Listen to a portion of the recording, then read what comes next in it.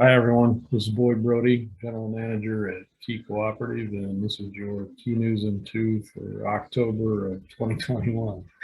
If you recall, last year in the October Key News in 2 e-newsletter, I did a video to show a lot of the damage from the derecho last year, which had an extraordinary impact on many of our members, a lot of flattened fields, and obviously a lot of facility damage. And so I just wanted to report where we're at. We've got all of our rebuilds online and had those online in the middle of September and have been receiving beans these last few weeks. And I think all of you are probably encouraged by the yields that we've got so far this year. We're probably about 90% done on the bean harvest at this point in time, and had a little rain across the west side of our territory up the Interstate 35. And then drier to the east. Hopefully we'll get some moisture in the coming weeks as well to make fall ammonia work a little better too. But I did want to give you a quick update on our facilities. Obviously a lot of change from last year, and of course we had a lot of meetings explaining what was going on, trying to figure out what to do with a lot of flattened crop in the field, and we all lived through that. And I'm just happy to report the changes that we've gotten accomplished here at your cooperative to serve our members and customers. And I couldn't be more proud of the team that we've had working diligently this entire past year to make this happen. Of course, last fall, if you remember, the heavily damaged facilities at Kelly and Roland, Ziering, Nevada, and LeGrand, as well as many others that had less serious damage.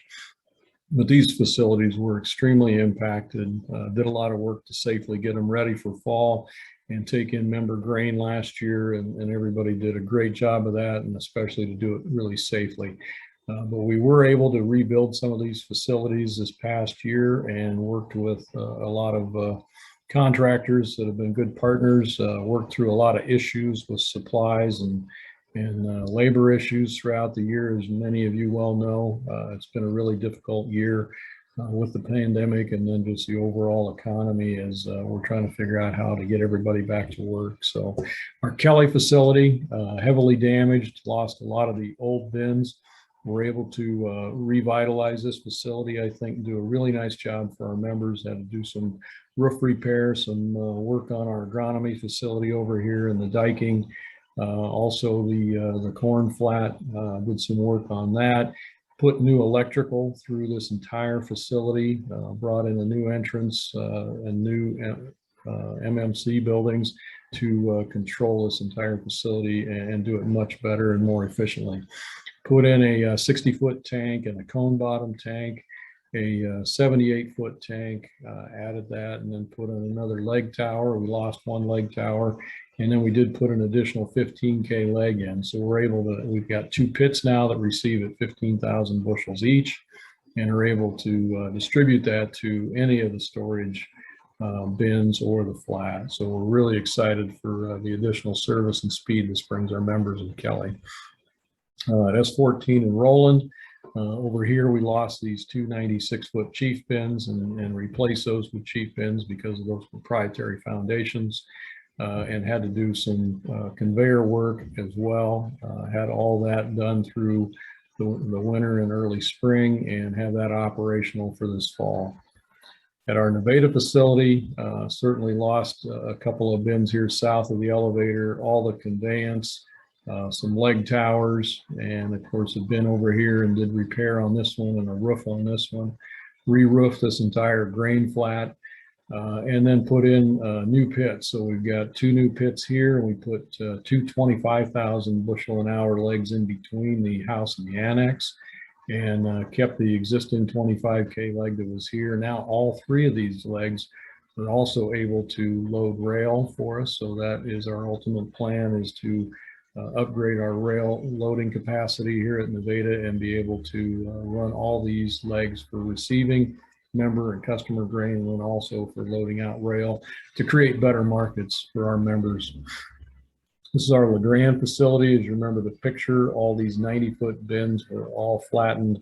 Also had roof damage on this wet bin, the 60-footer, and we had tower damage. So we took 60 foot off this flat to make room to put in 2 side-by-side pits and a dedicated drive-through for loadout to increase the traffic congestion or relieve the traffic congestion for our members to get through easier.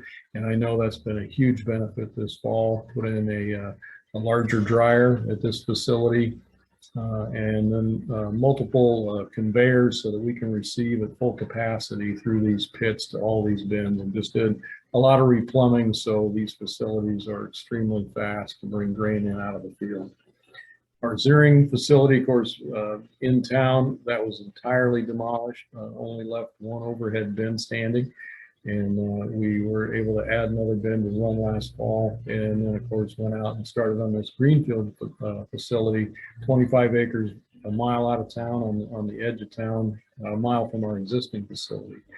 And so a really nice facility for our members. We did get 2 scales put in, and like LeGrand, we've got 2 15,000 bushel an hour pits with the legs and the conveyance system to take those at full capacity, and then a dedicated drive-through loadout, as well as a cone bottom bin and a larger dryer. And then we're also putting a little over 200-foot pile at this facility, so we'll have a little over 2 million bushels of effective storage. St. Anthony, at this facility, we just had to replace some tarps on this bean flat, and we had to do a little leg work as well, so a little lighter damage, but definitely some work involved here as well to bring this facility online. Story City Grain, very little damage on this. We just had some roof damage on this bin in between the house and the annex. So this facility is up and running for the members. This is our Story City Agronomy facility. A little bit of door damage, those kind of things on some buildings, but largely not hurt too much. Our Gilbert feed mill, this is our Gilbert facility, corn in the mill itself, and then our bean complex over here. This is our other feed mill down at Grinnell, and you can see we've done a lot of paving to make this work a lot better, and certainly had some roof damage and also some conveyors that had to be redone at this Grinnell facility. Grinnell Grain, this new 105 that we put up 2 years ago, we ended up with a dent in that from the derecho. Had to do some work on that. Also some roof damage on the office and some of the central shop here. Grinnell Agronomy, the fertilizer plant, we had to reshingle that entire building, which was quite a job, and then some door damages we had at many of our facilities, overhead doors. Our Sully campus, as you can see, a lot going on here. Very little damage from the derecho last year. Fortunately, we were able to do a burn for removing an old woodhouse elevator that was at this facility and an old dry fertilizer plant. So we used it as a training event with the Sully Fire Department and a lot of neighboring departments. I think we had 18 overall departments come in for that late in August, and that was really helpful to help get this facility ready to expand and do a better job for the members in this area in the future. Our new Sharon facility, as you can see, we just had a little bit of roof damage here, so not as impacted, and this facility is up and running for our members. Barnes City, same thing. I think just a little bit of roof damage on one bin, and you can see this facility. Newton, over at Highway 14, our Newton elevator, very little damage other than some doors, those kind of things at this facility, so largely intact for fall. And then our Newton rail, so some roof damage and also some conveyor damage that had to be repaired. And so, of course, we were able to load out 25 and 50 car trains on the Iowa Interstate at this facility for our members. And here's just a shot after we got power at our Zeering facility, and we're just really excited to get all these projects functionally complete and able to receive grain from our members and customers starting the middle of September. And of course, you know, we're going to put in the hours. We'll be here to serve your needs. Our origination team, I know a lot of guys got good forward sales on into this new crop, but with the what looks like better than expected yields, I know we've got more to do.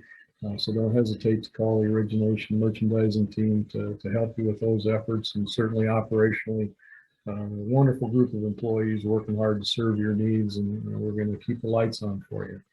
So that's your key news in 2 for October. Thank you.